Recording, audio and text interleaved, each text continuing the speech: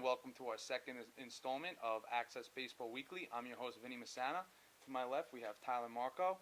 To my right, we have New York Tech starting pitcher Elias Martinez, and to his right, we have Cruz. Really excited to host this week's episode. We have a lot to talk about. Elias, first off, thanks for coming on the show. Thank you for having me. Yeah, no problem. So this is a very busy week. I just got back from Dominican Republic covering Sal Agassinella's tournament, and when I came back, I made sure to make time to head to Tech yesterday. Elias is a pitcher to watch in this year's MLB draft. He performed very well yesterday, 8 1/3 innings. He left the game with a 1-1 and a 1-1 tie, and didn't work out. Tech lost the game, but he did very well and impressed the scouts. So, Elias, how did you feel yesterday on the mound? I felt great. My previous start, I wasn't really on the clay mound as much. All the snow and everything kind of held us back. Mm-hmm. But I knew once I got that second appearance, I was going to be a lot better than I was before. Mm-hmm. John? Yeah, so we've seen you on the field. We've seen your ability. I want you to maybe speak about what we haven't seen, maybe behind closed doors, maybe something you can speak about the preparation in your offseason, what you've done for this upcoming year. Yeah, for the offseason for this winter, I went to Miami, actually, with one of my best friends, and Matt that's Diaz. Where you're from, right? No, I'm actually from Queens. Okay. Yeah, my best friend Matt Diaz is from Miami. He knew a pretty good trainer out there. He did his facility is called Power Alley Training. Okay. So he knows a lot about overhand throwers and everything. He has a lot of people there. So that actually helped me better understand my body and everything. Okay. So how long did you stay there? I was there for about a month. Okay. Yeah, so nice to get out of the cold weather, right? Oh yeah, it was great. We got to throw, run, lift almost every day. So it felt good. So, Elias, mentioned the MLB draft briefly. I want to know if this is on your mind day in, day out. Do you just try to block it out? How do you deal with Honestly, not the pressure, but... I try to put myself in the best situation ever to, try to get drafted. It's obviously a dream for everybody to play up there, And I just try to do what I do best, Don't go above and beyond. Don't try to do more. Don't try to do less. Always just even kill. Stick with what got you here. Mm-hmm. Yeah, and just block out the side chatter. So yeah. Now you've been at Tech this year, your senior year. How do you think you've progressed over these 3+ years? Well, my freshman year, honestly, I had no idea what I was getting into. I was the first one out the pen on my first start. I faced a number 4 hitter with bases loaded. Got him in no 3-2 pressure. count. Yeah, no pressure. Guy hit a grand slam, and after that, I got all 3 outs. So I guess from that point on, I just knew you got the jitters. Just go right after everybody, Mm-hmm. Just attack and everything.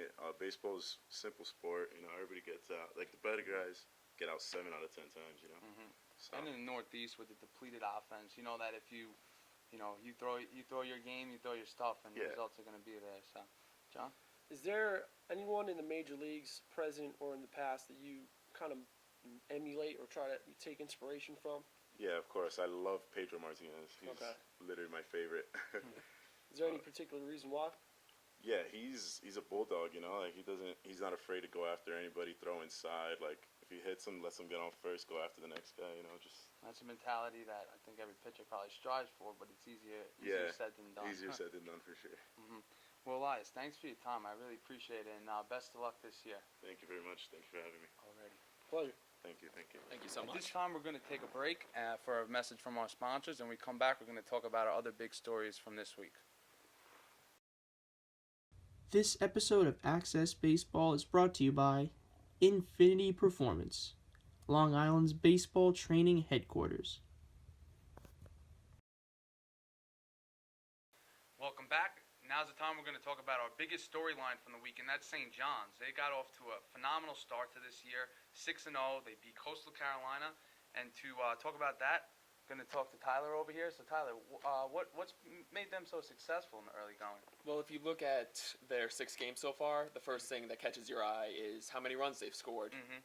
Haven't scored less than 7 in a game. They've scored up to 15. But I think what a lot of people might overlook when they just see those eye-popping numbers is the fact that they haven't allowed more than 4 runs in a game to an opponent. And that opponent was Coastal Carolina. The reigning national champs. So even when they're playing great teams, the pitching is on. Mike Lopresti and Kevin McGee have been two of their top starters so far, both 2-0, both with ERAs under 3. And it's really been a joint effort by the His offense. total contributions. Everyone's contributing right now. The offense, they've got John Valente and Jesse Berardi. John's batting about 500. Jesse's just under, I think, at 480. Now, let me just interject for a minute for our audience that might be unfamiliar. Berardi's 2014 graduate of Comac High School. He won the coveted Carl Yastrzemski Award. Not going to find somebody that says anything bad about Jesse Berardi. Hustler, well respected all around, and he happens to be one of the best shortstops in the nation. So definitely a name to watch for the MLB draft. So Definitely. He's second on the team right now with 9 RBIs. Mhm. It is Josh Shoa who's leading them with 11. So even all their guys are contributing and contributing at a high level pretty evenly too. It's not one guy's not doing all the work. It's a team effort. Very interesting. Now let's just shift gears here for a moment, travel a little east, and talk about Hofstra. Now, they're not undefeated, but for a team that was picked to finish last in the CAA, they had a pretty good showing this weekend. They've improved a lot, I think, from last weekend, especially from last season as well. Last season they were, I believe, They had 17 wins last year. yeah, and over 20, 30 losses. Mm-hmm. So any real improvement, they're looking just to kind of build a bit. Mm-hmm. And this is their first season where they've recruited a bunch of guys who aren't just from Long Island, New York surrounding areas. There's a lot of kids from down south. And they have the top-rated left-handed pitcher in Canada, which doesn't hurt, it. and he hasn't pitched yet. So putting him with John Rooney is going to be a good combination. And Jorge Moreo, he threw 7 shutout innings the other day. So I was going to say, same Moreo, and Rooney had a bit of a tough start his first time out. This week he came around and threw 5 no-hit innings, which can't beat that. Can't really ask for any more. Coming from last week, Hofstra went 0-3, 0-4, including a loss to number 2 at the time, LSU. So even when they're not winning, they did play a few quality opponents. Yeah, to be fair, they lost one game 1-0, and the score, the only run came in the 9th inning. So they, it's been far from a disaster. But this week they seem to. They're starting to gel, I believe. That was one of the things I was looking at when I talked to Coach Rooney about Coach Russo. I'm sorry, it's John Rooney. But Coach Russo was saying, there's a lot of new guys coming in and a lot of new blood coming in, and it's going to take a little while for these guys to kind of get acclimated. To gel together, start to learn each other, learn the tendencies of everyone. But I went over Rooney and Moreo. We talked about. I want to talk about this week, especially Nick Batari, their first baseman. Waiting River grad. And over the last 3 games, he went 7 for 14 and drove in 5 runs, which. Now, Nick's a kid that they've been waiting for him to be healthy. Last year, he didn't even play a full season, had 6 home runs, 30 RBIs. And for those that have been following, they know that he was an impact player from the time he was in 8th grade. He got called up to varsity and hit over 400 for Coach Sal Mignano. So now that he's healthy, we're seeing the early returns already. So. Yeah, he's the heart of that lineup right there. He hasn't been involved with them as much in last year, but wasting no time getting started. And freshman Sean Roush is another guy, Longwood grad. There was questions whether he would step right in and be successful as he was in high school, but he put those concerns to rest right away. And he's been one of the main contributors as well. So far, so good. I also want to just shout out to Mikey Reisner, the shortstop there as well. He's another reason they've been playing so well the last couple days. Him and Batari, he went 7 for 12 in the last few games. Didn't drive in as many runs, only 3, which came on a 3-run home run, his first of the season. Picked a good time to drive. Yeah, right. Yeah. But he's been on base a lot. He's scored 5 runs in the last 3 games. So he's in the lower half of the lineup, but he's getting on and setting up the guys at the top. But it lengthens the lineup to have a kid like that and to not be an automatic out in the bottom of the order, especially from shortstop, which typically is not going to be the big run-producing position. But they got to be happy with what they see from the He's French. getting on, and Batari's driving guys and get on in. Exactly. So let's shift gears here. Incorporate our Division II programs. The next biggest story is LIU Post. For that, we're going to talk to John. John, what have you seen from that? So LIU Post, they're 9 games in. They're 6-3 total record. This week they are on a 5-game winning streak. I think the most impressive thing about that 5-game winning streak is that 2 of those teams, being Franklin Pierce University and also Southern New Hampshire, were ranked in the country. Top 10 pre, and then now Franklin Pierce is 12 and Southern New Hampshire is 6. Now, just interject here. These trips down south, you playing in Dowling, you know that if you were to lose to a team like that, not that you'd have an excuse, but it's totally understandable. If you're going to lose the game, it's going to be to a top 10 team in the nation. Correct, and I think that's part of the scheduling scheme. Like, that's part of the idea. You want to be battle tested early. I feel like every coach kind of wants to put their team, out there, see what they can do against top-notch level competition. But that whole coaching staff, from top to bottom, they feel that they have the talent from the freshmen. Noah Lorenzo is another guy that First start, 10 strikeouts. 10 Ks, 7 innings, shut it down, complete game. In a 92 win against Gannon University, another good program that they had. All these teams that they faced, although they started 1-3 against Limestone and Gannon, they're going to be competing in the regionals, or maybe regional rankings. They're used to being there. So you get a bid to get there. correct. So it's impressive that through those 9 games they're 6-3. To start this last Thursday, they turned the ball over to Jake DeCarly. I'm sure you know. Jake is the ace over he's there. their ace. 2015 Cy Young Award Correct. winner for baseball on the island.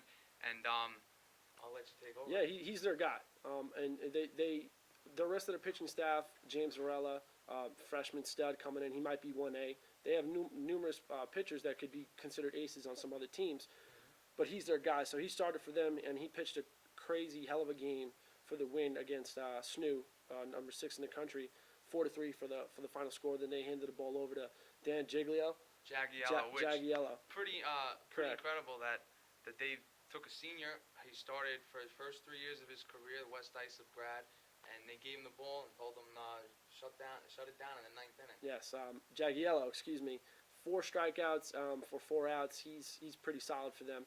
And then game 2, they played Felician, and the story of the day was transfer from USC Upstate, Anthony Vaklica.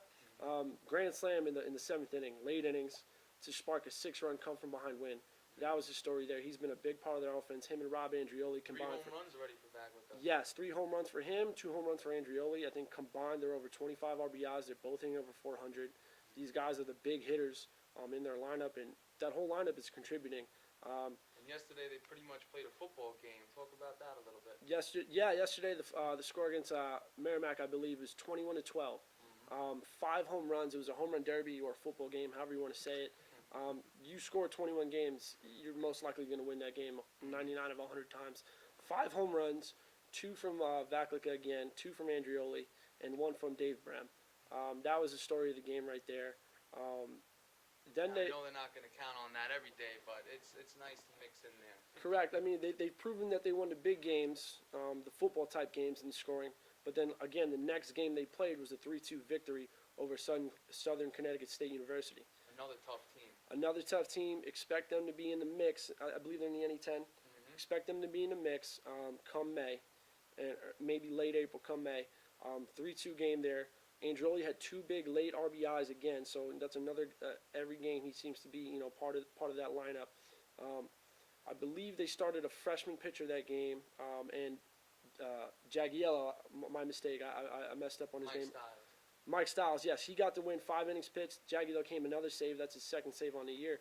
And this morning at 9 a.m., they actually they beat number 12 in the country, Franklin Pierce University, who's if you're in the East region, they're going to be there. You got to go through Franklin Pierce. They won 46 games 2 years ago, and they've pretty much been a perennial powerhouse. Absolutely tremendous victory. They're known for just finding ways to win, small, big, however the score is. They have an unbelievable pitching staff, and what I take from seeing the scores from Post, from all the 9 games, but more so in the 5 win streak that they recently just had this past week, is that they can win They find ways to win no matter what kind of game is being played. And you look at their roster, they have I believe they have close to 40 guys, but they have a good mix of impact players at every single class, freshman, sophomore, junior, senior. We spoke about Noah Lorenzo, who pitched at 7 innings. We spoke about Rob Andrioli, Anthony Viklica. We didn't speak about Joe Spitaleri. He's been hurt, but he's another guy that once he comes back, he's going to be good, and he's going to make an impact on that team. So they're getting contributions all up and down the roster. All up and that's down. Really what it takes. We've been on winning teams before, so far so good from Post. This week it'll be interesting to see how they respond to prosperity. Some teams thrive on adversity, other teams thrive on prosperity. So we'll see if they're able to continue that as they get back home now. So the Division III teams, they'll be getting off to a start this week. We got Maritime, Farmingdale, St. Joseph's, Old Westbury. We'll have you covered wall to wall this week. Next Saturday is going to be huge. Every team's going to be in action. Make sure to keep it locked on our Twitter account at BaseballLI and on our homepage at accessbaseball.com. Thanks for tuning in, everybody. We have Tyler Malko and John Cruz. Thank you for your insight today. We look forward to doing this for you guys every single week. Hope to see you on time.